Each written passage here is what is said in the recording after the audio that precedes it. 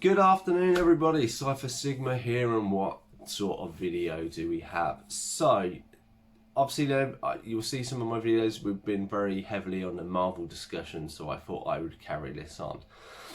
And it is, what is the worst Marvel MCU film? And here it is. Boom.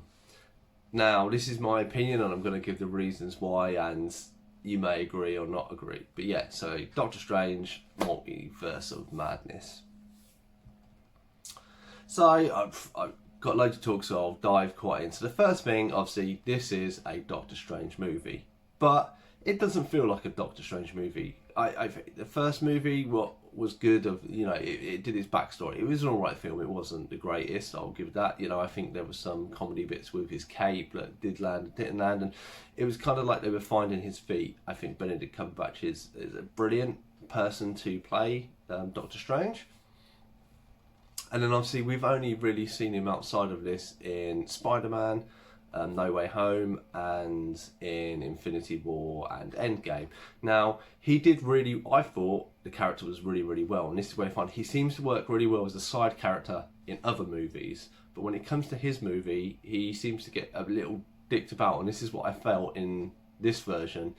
It was very much, it's Doctor Strange's film, but it didn't feel like too much Doctor Strange. There were a lot of other characters and stuff, and it's these other characters, and I say overall, the reason why I rate this the worst, and it's because of everything that has been built before it. It just rips stuff apart, it basically counteracts stuff, it sends stuff in another avenue, or just, we've spent many movies, you'll see, in regards to Scarlet Witch, and then I feel this movie just really screwed up her character. Now maybe there's a reason and I've got it all wrong, but it is what it. I mean, to see that I didn't give this a standard view. I have seen this in the cinema twice, and not by choice. The second one, my friend was supposed to wanted to go see it, so I went to see it with him. And then when we were going in, he said he'd already seen it and was going for me, so we ended up seeing this twice. And I did rate this like I think 5.5 or something. 5, maybe 6, and that's not to say there are other films that are rated lower. The reason why I say this is the worst Marvel movie is because it does so much damage to the MCU as a whole. So let's get into it. So why do I think it's done damage? Scarlet Witch. The Scarlet Witch is a good character. She has a lot of standings in the comics, and then you bring her over to the films. Now, for me, obviously, she was a bit of up and down. Obviously, she kind of was the bad guy in Age of Ultron, and then she had kind of a little bit of a redemption because she lost her brother. Now, we didn't get to see anything of her training much with Avengers. Obviously, we saw with Civil War, but that was she was training with Avengers and then just thrown into a battle. What do you do? But after that, Marvel had the brilliant idea of WandaVision, and I loved WandaVision. And I thought it was very much a redemption arc for her character. We knew there was evil inside of her, and it all seemed like the big bad, but it wasn't. Obviously, it was, spoiler alert, Agatha all along, as we know. But it had the, she did miss her children, but I thought like kind of the culmination of the film on Vision, but she kind of come to that realisation. Now, she does take this book of evil. And this is the thing, one of the things that then starts screwing it up for me. Like, this book has been owned by Agatha for we don't know how long. She isn't corrupted in the way that Doctor Strange is seen in the Multiverse of Madness with the third eye and stuff. And almost being straight off the bat of showing her as the big evil, I'm like, well, surely you've just spent, I think it was 8 episodes in WandaVision redeeming her character, showing that actually she can be good, and that just like she isn't evil because it's introducing Agatha. But she was dealing with the death of the person she loved, and obviously bringing her kids in for the Young Avengers, but that's aside from. And I just feel you've dicked on the character and then put her as an evil and then possibly killed her at the end. And it just, to me, I was like, there are so much creatures and stuff out there. Now, obviously with the Doctor Strangers, this is the Multiverse of Madness, and we only get to see several Doctor Stranges. I really liked the alternate Doctor Strange at the beginning. I was hoping to see more of him. Obviously, they brought him back as a skeleton one, and when he had the cape and that, it looked cool. I'll give it that. Obviously, Sam Raimi is good with the evil side of it, but obviously, he couldn't do an evil film because it had a kid rating on it, and it's Marvel, and so him sticking elements of horror stuff in there and then having the kid front didn't work for me. I just felt it too convoluted, or too conflicting with each other, and just doesn't work. The music battle, I don't know what was going through their minds. Like, you have wizards and stuff like this, and then they're throwing notes at each other, and maybe people who appreciate the music side of it would. I thought that was absolute horse shit, pardon my French. And not the kind of ultimate battle I was expecting or hoping. Then American Chavez, obviously brought in for the Young Avengers, like we say. She kind of took more front and centre for the first section of the film, I thought.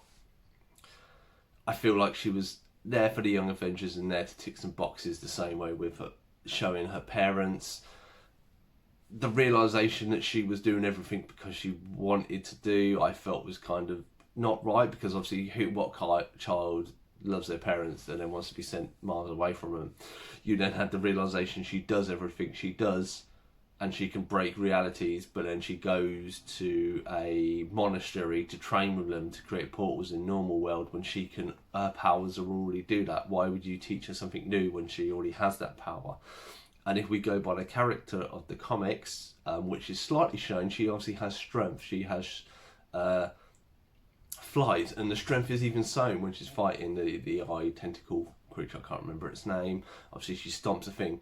You could have shown more instances of that, because there are those versions of abilities to use, but again, isn't shown. Obviously, she gets front and centre, whether it's ticking boxes. I'm just theorising here, but Doctor Strange again gets pushed outside of his own film. Obviously, we have the kind of love interest with the alternate reality. I did like that. To be honest, that's where I thought more of the film should have gone. You should have built more of Doctor Strange and seeing all the different versions of him and his relationship in all the different realities. Because even though we went to different realities, we only got to see minimal bits of little stuff. And and I say, I could talk to this movies for ages, and I'm trying to keep this one. If you think I'm wrong, if you have a different movie that you think's worse, do stick it in. But for me, it was like, even the expectations. So we come off Spider-Man, and you had the pretense, spoiler alert again, there's going to be other Spider-Men in there. There's going to be Daredevil in there. I went to those films the first few days when people were cheering when they come out, even if it had been spoiled or you knew it was there, they were cheering. Doctor Strange, let's bring in the Illuminati. So let's talk about it. The Illuminati is literally what could they afford for a budget cast. John Krasinski, however you pronounce his name, and obviously the pictures of him blonde. I saw him on the internet and I absolutely loved. I thought, actually, he does look like a really good Mr. Fantastic. Boy, was I wrong. One of the smartest men on the universe goes up again, thinks Doctor Strange is the worst thing out there. Fair enough, he is potentially a threat. They know Wanda can break realities, so she comes in. So what's the worst words out his mouth? This bloke over here can kill you with his voice. Well done, genius. It's almost like going in a cop drama and going, well, it is the undercover cop.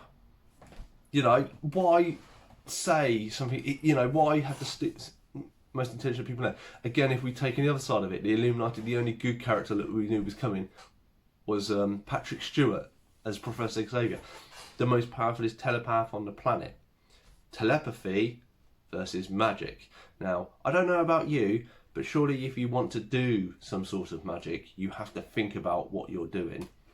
If someone can go in your brain and override that, you don't have any power unless there is a dark presence, unless the book, shall we say, and it may have been the book that corrupted her, that killed Professor Xavier, but I thought he's the most intelligent, strongest mind on the planet, and Scarlet Witch just absolutely shit on him. It just...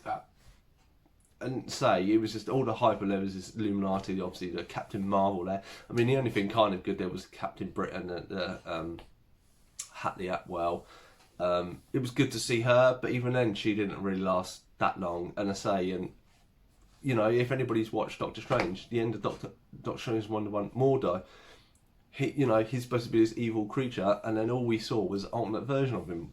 Where's that character arc and stuff going? And this is why I think it's the worst film, because continuity wise, the Avengers start, you have all these characters and they all lead up to this point. That's where they are, and these films help the characters, like with Spider-Man and Doctor Strange coming, you're linking the universes, but he's shown, because obviously it's the multiverse and stuff like this, they work. Why then have a film that literally dicks on the Scarlet Witch and wipes out the whole of the TV series and basically makes her the evil, because obviously the only good evil she's normally within that they take inspiration from the comics is the X-Men, and we don't really have them there yet. Obviously Professor Xavier. By the by, introduce potential new characters like the Fantastic Four and that, but obviously show them as not to be very good. Bring in Professor Xavier from the X-Men and then basically get him killed straight away. Follow on the first film of having like the character there who then doesn't do anything because it's an alternate reality of him, and they have a little scrap. Bring in newer characters that push the main character to one side, that then, I say, doesn't really make sense for their power set because you're training them to do something they can technically already do.